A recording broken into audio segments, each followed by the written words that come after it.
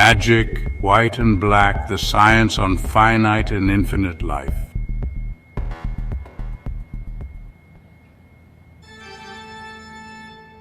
The universe is a thought of God, Paracelsus. According to Plato, the primordial essence is an emanation of the demiurgic mind, which contains from eternity the idea of the natural world within itself, and which idea he produces out of himself by the power of his will. This doctrine seems to be almost as old as the existence of reasoning man on this globe. It contains essentially the same truth which has been taught by the ancient rishis and has been expressed, although perhaps in other terms, by the deepest thinkers of all ages, apparently from the first planetary spirit that made his appearance on this earth, down to the modern philosophers who teach that the world is a product of ideation and will, although the latter seem to forget that will and ideation cannot exist independently of something that wills and thinks, but are the functions of some unknown principle or cause. This one unknown cause comes into knowable existence when the unmanifested absolute manifesting itself assumes a threefold aspect. Upon this truth is based the doctrine of the Trinity, which we find represented in the most ancient religious systems of the East as well as in Christian symbolism, and without which even so-called rationalistic science becomes irrational.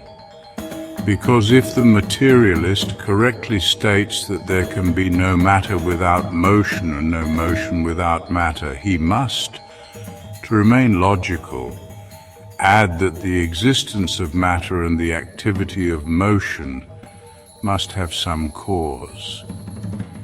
He may not know that cause, but the cause nevertheless is there, even if we know nothing at all about it except that it is.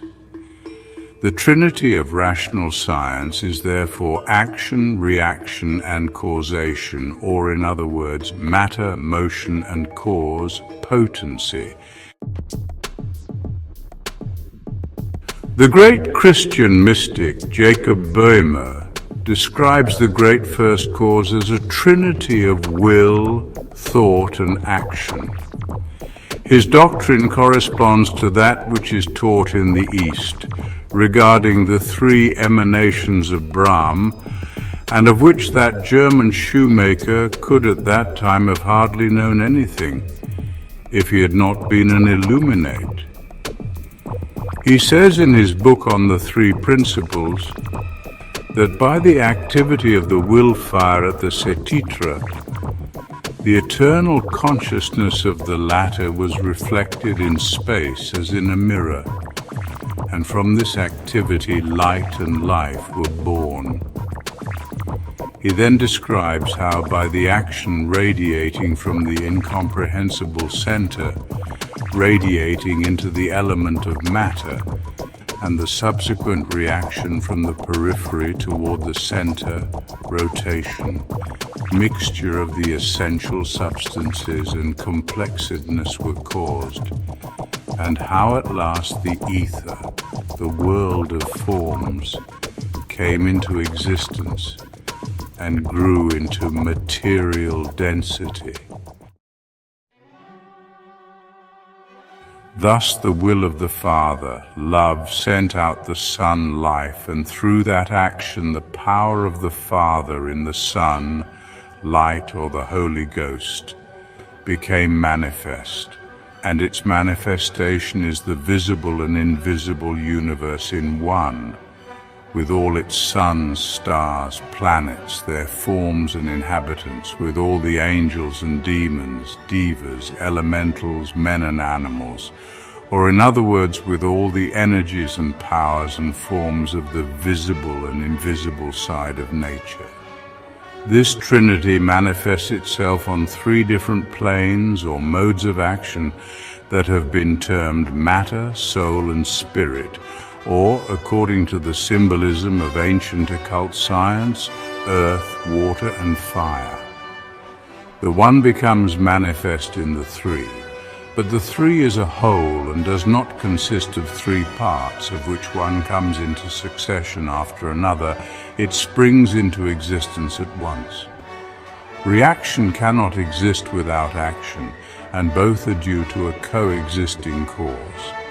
The Father does not become a father before the arrival of the Son, and that which produces the Son is the power resting in the Father, His will manifesting itself as the Spirit pervading all nature.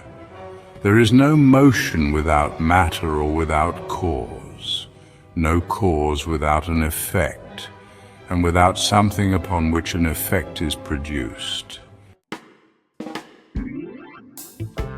There can be no extension and duration or space without matter or motion, and no form without space.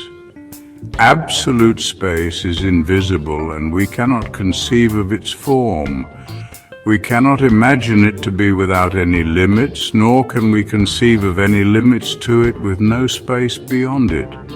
Relative space is limited and exists as a form. There can be no empty space because space means extension, and we cannot conceive of nothing, nor can nothing have an extension. Forms are, so to say, space which has been rendered objective, crystallized into some shape which may or may not be perceptible to our senses, and no form can exist but in space. These forms come into existence by the action of the three elements, fire, water, and earth, neither one of which exists without the other two, because they are not three different things per se, but only three aspects of the eternal one. Spirit or fire is an immaterial, formless, and universal element. It is the matrix in which everything was contained before it was thrown into objectivity by the awakening of its will. It is the will itself, the source of all power and the substance of which all is made. God is a fire to which none can approach except through the sun. The dark fire cannot be known to man except through the light which emanates from it. Life would never be known unless it becomes manifest, and to become manifest, a form is required.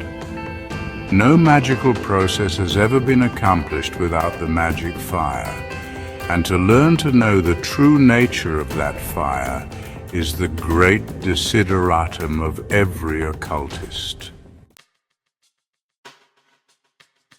Soul or water or light is a semi-material element. It is the organizing element of corporeal forms. The soul of microcosmic man corresponds to the soul of the macrocosm. It is the playground of the elemental forces of nature, existing in the astral plane. It penetrates and surrounds the planets as it surrounds and penetrates the bodies of men and animals and all other bodies and forms. And all material forms are, so to say, only materialized souls that will perish after the light has been extracted from them. The light is the redeemer from darkness on every plane of existence. It comes from the fire, but it is not itself the fire.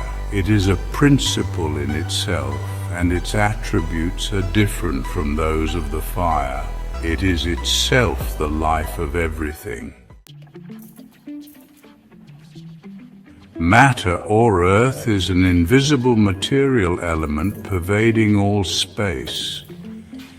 Condensed by the organizing power of the soul, it clothes the forms of the latter and renders them visible on the physical plane. But not all forms are visible to the physical sense of sight. The material forms which we see are not the only forms in existence.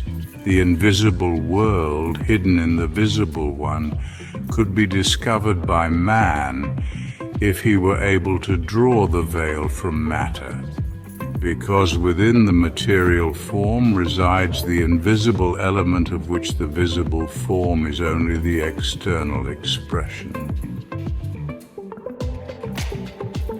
From the interaction of the three primordial elements, spirit, soul, and matter, four compound principles become manifest, and these four, added to the three former, represent seven principles. This sevenfold division in the constitution of the macrocosmos and microcosmos was known to the ancient sages of the East as well as to Western adepts, such as Paracelsus and others, and has recently been brought prominently to the notice of the public by the teachings of the Eastern adepts. As a matter of course, however, all such divisions are arbitrary, for man is an undivided whole, and we may divide his constitution in as many parts as we please for the purpose of facilitating this study.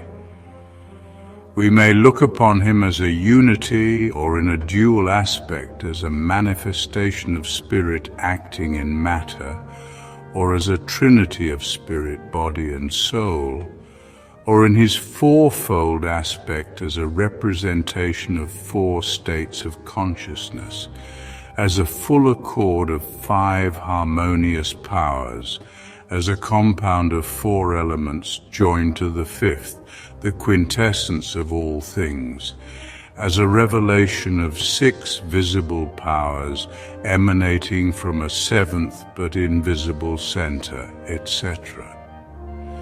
The sevenfold classification recommends itself on account of its simplicity, and because it can be easily seen to harmonize with the customary threefold classification.